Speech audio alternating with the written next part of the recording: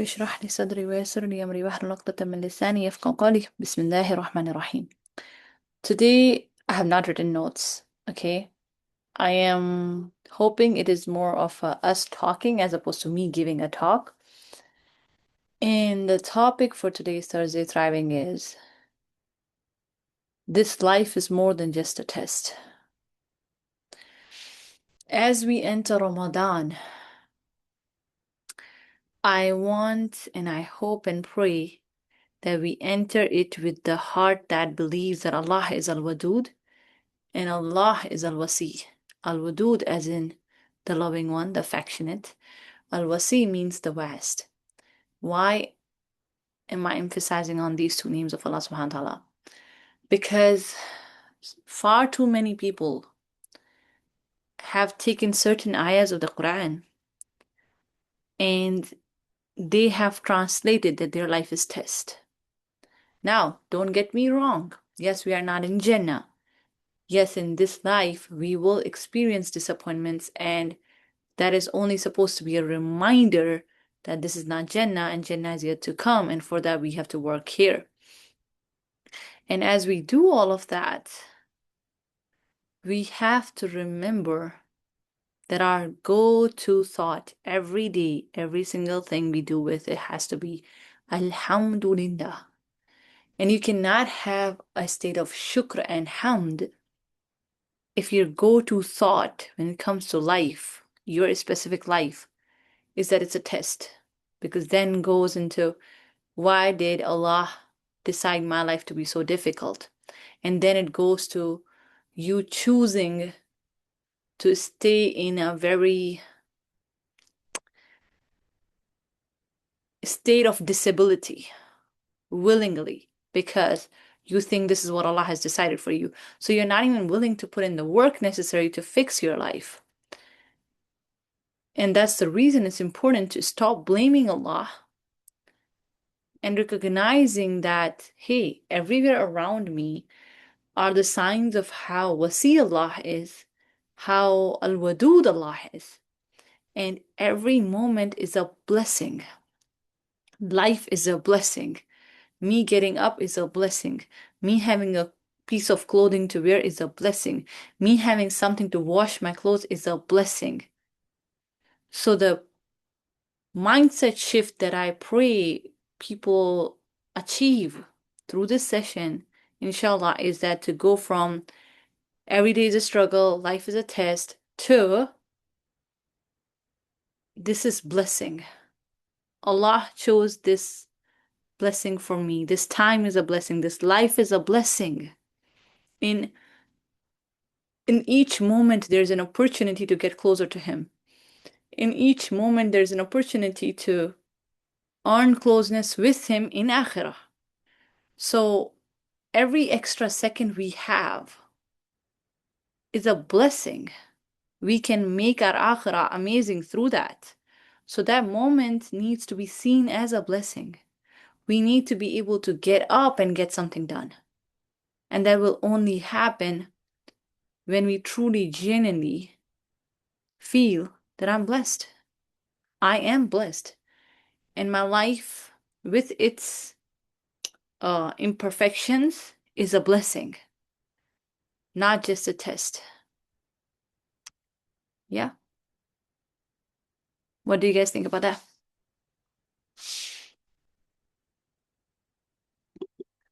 What do you think about that? Tell me in the comments and Q&A. Because I think it's saddening when a lot of people have just given up on their life. They have just chosen that, hey, this is what Allah decreed for me. Khalas. I am doomed and I'm gonna just blame Allah for it. And mind you, not everybody is comfortable in using the words blaming Allah. Because hey, astaghfirullah, how can you do that as a Muslim, right? But deep down, that's what it is. Deep down, that's what then builds the resentment towards Allah.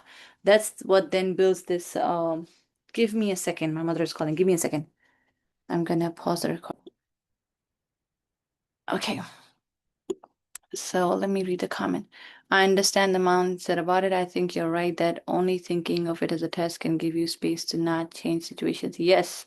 And in our Muslim community, I have seen that even in dynamics of abuse, full-blown abuse. I'm not even talking about something that we can like figure it out. I have seen cases wherein sisters are going to people, quote unquote, knowledgeable people, to seek advice on physical abuse, and they are being told to accept that as Allah's qadr. And I'm like, okay, so you just blaming Allah for everything? Um, and in Ramadan, as we enter, I think the reason I chose this topic today is because as we go in Ramadan, our du'as should reflect, must reflect that Allah is Al-Wadud and Allah is Al-Wasi. He is the one who loves us. So why would he not give us something that we want for ourselves? He's Al-Wasi. He's vast. His capacity is vast. So why are we asking him based off of what we think is possible versus impossible? Why are we not asking him, recognizing that, hey, he can do anything? And with that understanding, have a list of du'as that you know may look impossible to people, but to Allah it's possible. Inshallah. I have also gotten well. Asia's son was married to Firaun, so you can get through your marriage when asking for advice. Subhanallah. Well, I don't think it's it's a good statement because so now you want the sister to see her husband as a Firaun? Um, and listen, I have been through divorce, but I wouldn't say any of my ex-husbands were close to Firaun. So even the one who's giving advice needs to be a little bit mindful, right? So I agree. I myself had been I have heard advice from somebody who was quote unquote doctor. So she had secular education, and I'm not giving out names. And then there was also she was also an alima. So she has Islamic knowledge too. So I sought her advice with regards to physical abuse. And the sister said to me, the alima said to me, the doctor said to me that take a sip of water and keep it in your mouth. And I'm like, okay, how's that gonna help a physical abuse situation? I just want to know. Like, I heard what you just said to me standing in the masjid about physical abuse, but how is it gonna help me? And her thing was like, listen, if you keep the water in your mouth and you don't swallow it, you will be quiet. And because you will be quiet, he will calm down. I was like, interesting look at that, but mm-mm. So I think as Muslims, we have done this service to Islam when we have let the culture drag us to the point wherein we have pushed people away from Allah. Because for our weaknesses, for our lack of acceptance that wrong is wrong and deal with what comes with calling it wrong. Yes, when you say wrong is wrong, not everybody's gonna like you. They're not. And a lot of Muslims are influenced by cultures that hated divorce. Okay? That idea that, hey, the wife dies with the husband is Hindu. Till death do us part is also not Muslim. So the ideas that we have come up with, and now mind you, I'm not saying people shouldn't put their full effort in their marriage, but they shouldn't kill themselves over it. And there is a healthy balance that we need to seek as we remember that Allah subhanahu wa ta'ala has given us an option to do the right things.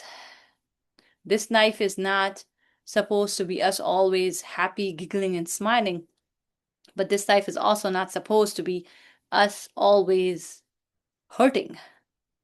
There has to be a sense of contentment. There has to be a sense of peace, even when you go through hardships. And you experience that when you know you did the right things, when you have agreement within your heart and your soul that Allah loves me and Allah has blessed me.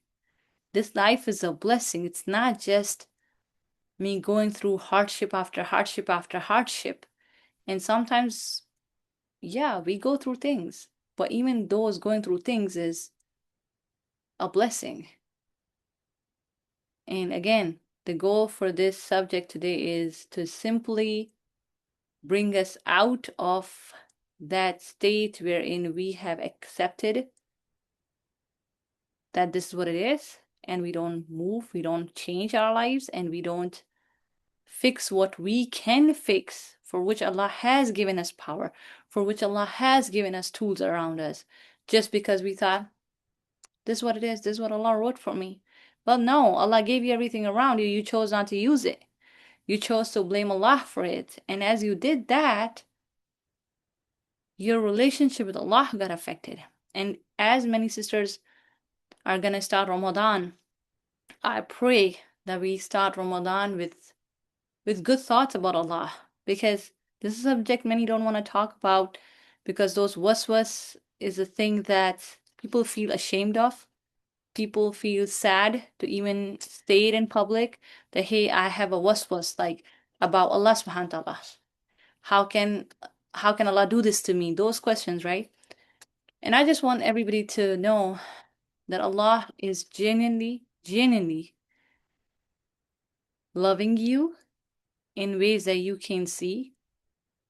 And it's only gonna fix for you once you clean your own vision and you start seeing things in a better light.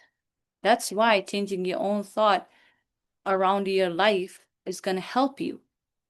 Life will remain the same. Wait a second. My cat is determined today. Sorry. So, what was I saying? Yeah, that noise was getting to me. What was I saying? What was I saying? Yeah, the life would remain the same. However, you will see Allah more clearly in your life once you believe your life is a blessing. Then you will start seeing the signs of those blessings all over you, all around you. They were always there, but your vision was blurred. Your glasses had all the darkness on them when you kept on telling yourself that every day is a struggle, life is a test. And as you enter Ramadan, for many sisters, Ramadan itself turns into a test because of the amount of tasks. But if we see all of those tasks as blessings, okay, you gotta cook iftar, but you will be rewarded for that. Okay, you gotta do XYZ. Well, yes, you have to, and you technically don't have to. You should want to. Anything other than obligatory. Yes, my cat is involved in today's session. So you technically don't have to. You are choosing to. And if you're choosing to, then you should go in it with an intention that will help you actually reap the benefits of it. Because otherwise, what's the point? You did the whole thing, you did that amazing activity with the kids, but you were upset the whole time. So, what did you get out of it, right? So, all of this to just say that inshallah, today my goal is really to just a quick reminder that your life is a blessing. Believe it. That's all. Inshallah, today's session is one of the shortest ones. Do we have any questions or can I go?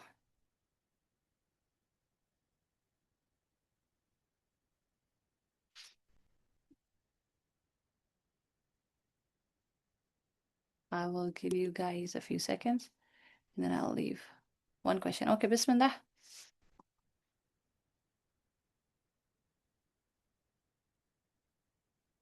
Bismillah, Bismillah, in the name.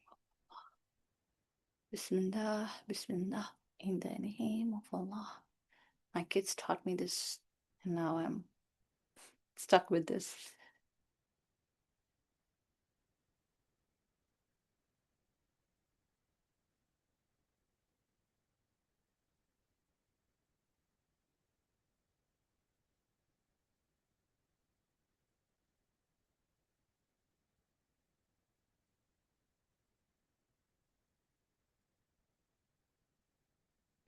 How do we determine the difference between the difficulties that are to expected versus the difficulties we are accepting when we shouldn't? I would say there are a few things. Number one is the ability to change it.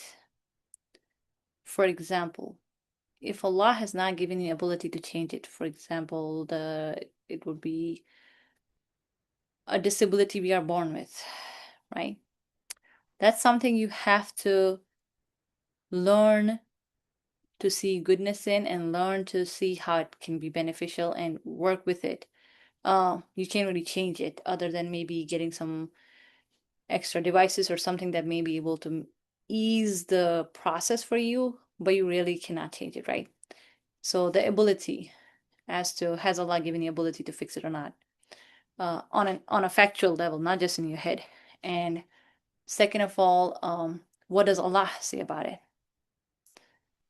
Now, a tricky one, but for example, some people may be born with the desire for same gender. Okay. Now, I have not thoroughly studied this subject, but from the little bit I have benefited from scholars, some people may be born with those inclinations, right? And well, physically, they can go ahead and let their desires lead their life. But what does Allah say about it? Allah told us that's haram. So that comes the second layer, wherein you have to see that is it allowed or not? Or for example, another one would be that after the divorce, the husband would may want to just kick out his wife immediately. But technically, after first two talaqs, he's not. He's supposed to keep her in the house for 3 months. They are supposed to do iddah while she's in the house, at least after the first two talaqs. So, following what Allah has to say about it. Now, if something is you can physically do it, Allah has given you the ability for that. You are allowed Islamically to change it. Then it comes down to your own personal preference and how much you're willing to, how much you're not willing to. I have seen, let's just the example of marriage. I have seen sisters who are medical doctors. They make good money. So it's not that if they left this brother, they will be broke because they are the ones who are bringing quite some money in the house. But they're still choosing to live with a very abusive partner. And that's a choice they are making. But in their heads, they think they are not able to because of their own thoughts around the subject of divorce. And ultimately, at one point in their life, they will reflect and they will recognize that, hey, listen, I made a choice there. So as long as people are aware that they are making that choice, khalas. But yeah, and it boils down to what do you want at the end of that. If Allah has given you the ability and Allah has allowed it, then it's up to you how much you want to put up with it, anything that is. And are you willing to take the consequences of changing things? Because not all change looks beautiful. And many times it's really how you go about it. In my case personally, now I have heard, so mind you, your question was not specific to marriage or divorce. I am talking about marriage and divorce because that's something that I deal with quite a bit. So let's just say in my case, when I went through divorce, after divorce, there were sisters who met me and were like, wow, like You're so lucky you get to go to Fajr, you get to enjoy this. We read your this post, we read your that post, and like you're lucky, like you're not married. A sister actually said this to me, and she is a married sister with kids. And I was like, oh, okay. But that sister didn't know. For me, when I initially got divorced, weekends were very hard because my kids were not with me. So, and I used to homeschool. So, as a mother who was always with her kids, now not having my kids in the house with me, it felt like the house was going to bite me. Okay, that's how I felt in those days. So I chose to not let that lead into depression. I chose to not put myself in a position wherein I would be hurting myself emotionally. So I chose to go to masajid as much as I could. I stayed all my alone time. I tried to stay very active. I was in masjid and stuff, not because um, what I'm trying to say here is for somebody who didn't know what I was going through, it looked very roses on the outside. And I'm not even denying. I saw that. That's what I displayed to the world because that's how I converted my own thoughts. In that hardship, in that struggle, I didn't see it as a struggle. I was like, how can I turn it into goodness for myself? So I made it good. I enjoyed the Fajr. I enjoyed the after Fajr zikr in the masajid. I enjoyed the flowers outside of the masjid. I enjoyed it, and then I shared this with the world, and then world didn't know that I did that process. They just thought my life was roses. You get my point? I hope I communicated what I meant there. I hope, yes, I hope that answers your question, inshallah. But that's what I know.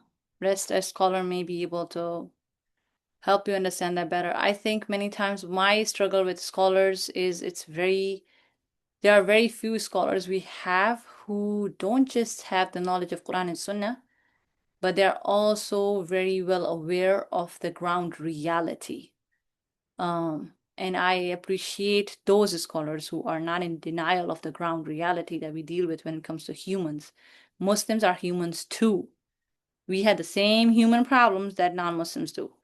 So we can't just act like we don't. Inshallah, wayaki, wayaki, wayaki. I will see you on Monday. Assalamualaikum.